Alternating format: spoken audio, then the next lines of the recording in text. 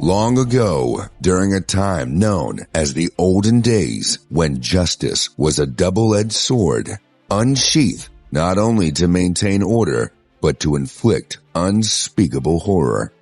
Amidst the shadowy dungeons and echoing corridors of the medieval era, the executioner's wheel stood as a malevolent sentinel, waiting eagerly to claim its victims. As the wheel of fate turned with grim determination, the condemned faced their final, torturous reckoning. With each turn of the wheel, limbs shattered like fragile porcelain, leaving flesh asunder and the condemned writhing in a harrowing dance of suffering. It's a tale of a grim execution called Breaking on the Wheel, a story that transcends time and borders, revealing the depths to which humanity can descend. The Holy Roman Wheel.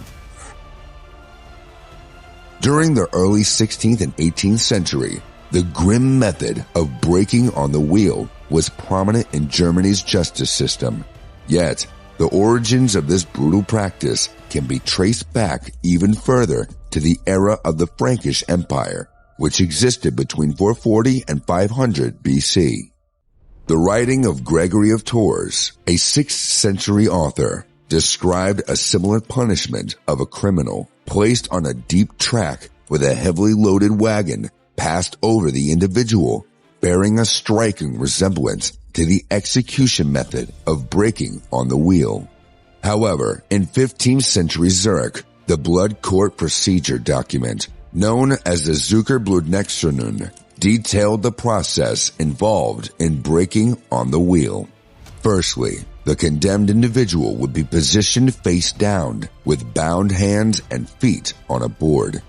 They would then be dragged to the place of execution by a horse.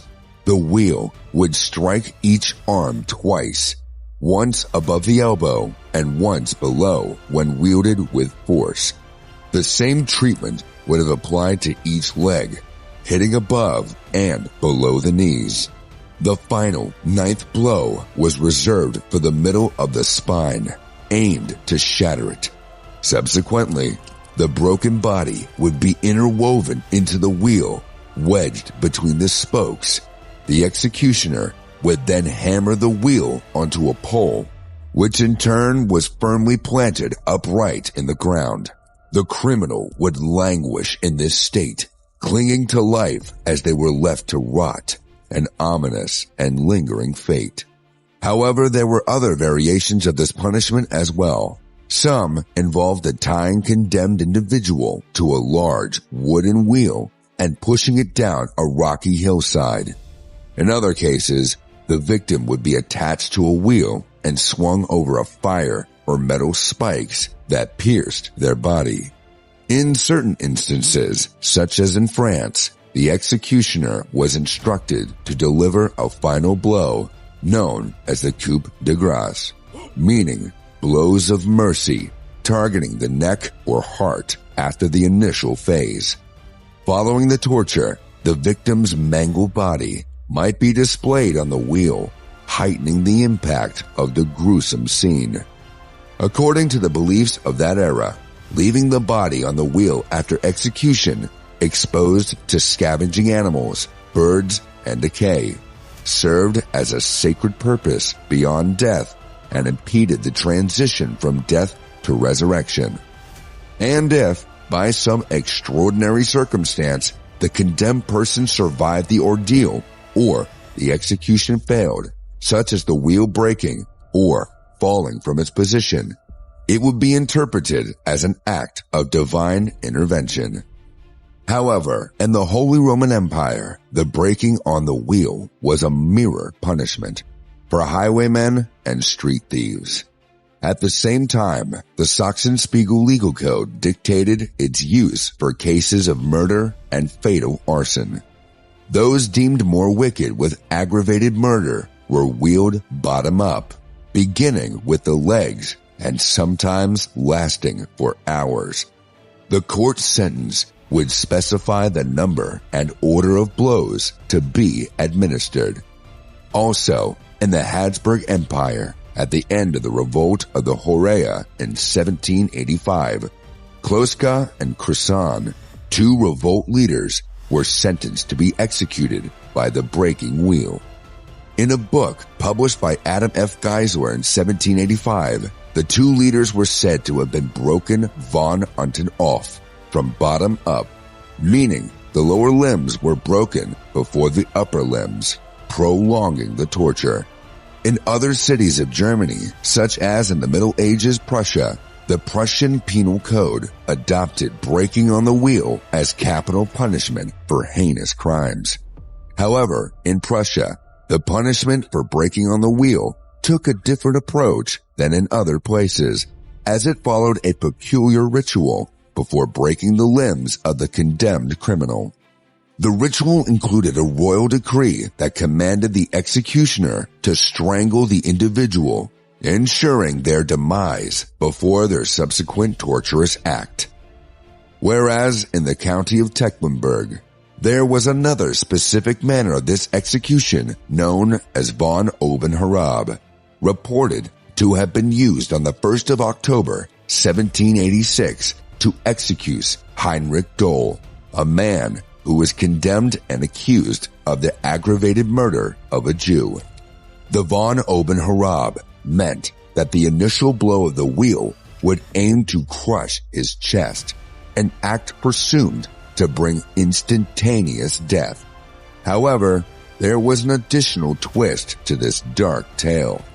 The executioner, Esemeyer, who the court had discreetly instructed to strangle Dole before the first stroke of the wheel secretly, was to have said to have made a grave mistake, as Dole had survived the ordeal. According to bystanders, Dole had been alive throughout the proceedings, even after Esemeyer had secured him on the wheel and raised it onto a pole. Compelled to investigate whether their worst fears were valid, a town physician climbed the execution stage.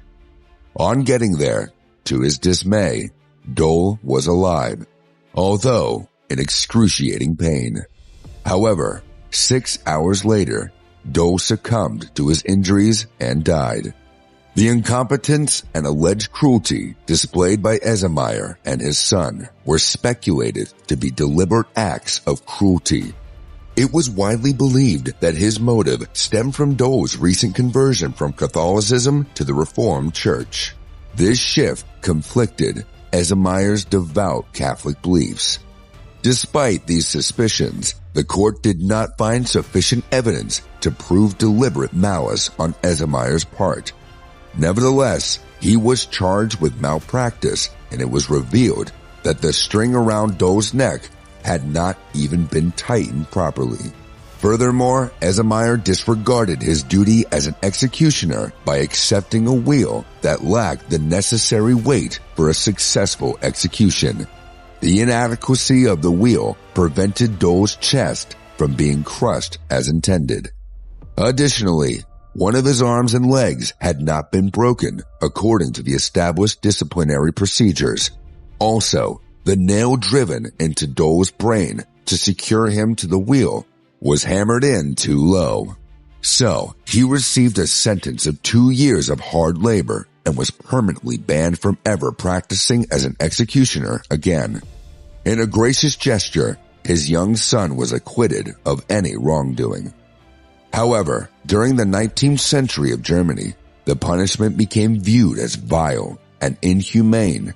It was abolished in Bavaria in 1813, in Hesse in 1836, and later in Prussia in 1841 after the execution of Rudolf Knapfel. A young man named Rudolf Knapfel fell victim to this torturous execution method after committing a heinous crime by robbing and killing a bishop in Prussia on the 13th of August, 1841. The Sweden Wheel. This harsh punishment also found its way to Sweden, as there lies a famous tale of a young man named Johann Pakul, who was unfortunately destined to face the terrifying fate of being executed by the wheel. Johann Pakul was a Livonian gentleman accused of treason during Swedish King Charles XII's reign of 1707. Hence, Pakul was doomed to a sealed fate. His consequences were gruesome and haunting. According to his close friend, priest Lawrence Hagen, who witnessed the horrifying ordeal that awaited Pakul while being broken on the wheel. When the executioner approached Pakul, the air was heavy with dread. With the first strike, Pakul's agonizing cries pierced the silence, echoing in the hearts of those who bore witness. "Oh Jesus, Jesus, have mercy upon me," he pleaded, his desperate pleas resonating through the chilling scene. The unfolding events seemed to stretch endlessly, with each blow inflicted upon Pakul, causing him immeasurable suffering. With each strike, a symphony of anguish groans and fervent invocations to the Almighty intertwined. The torment persisted, leaving Pakul to endure more than 15 strikes, each adding to his unimaginable suffering. Yet, in an unforeseen twist, after 2 savage blows to the breast, Pakul's strength waned, and his voice faded into a faltering, dying whisper. "Cut off my head," he managed to utter, his words barely audible. Reluctant to hasten the inevitable, the executioner hesitated, prolonging the gruesome tableau. Even in his final moments, Pakul, driven by an indomitable will, took matters into his own hands. With little strength, he positioned his head upon the scaffold. And so, with 4 decisive strikes of the hatchet, the separation of his head from body was finally accomplished, followed by the executioner's terrible act of quartering his lifeless remains. According to the chronicles and the medieval hagiographies, Saint Catherine of Alexandria was condemned to a gruesome execution on a device that would later bear her name, the Catherine Wheel, for refusing to renounce her Christian faith. Legend has it that something miraculous occurred as Saint Catherine was about to face her dreadful fate. As she touched the wheel, it inexplicably broke apart, defying the expectations of all who witnessed the event. Undeterred by this unexpected turn, her captors carried out their sentence by beheading her, ending her earthly life.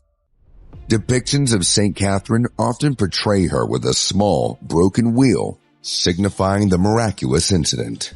Sometimes she is depicted holding a miniature version of the wheel in her hand, while the sword that brought about her demise is also frequently included in the artistic renditions. If you liked our video, let us know your thoughts in the comments section below, and remember to hit that subscribe button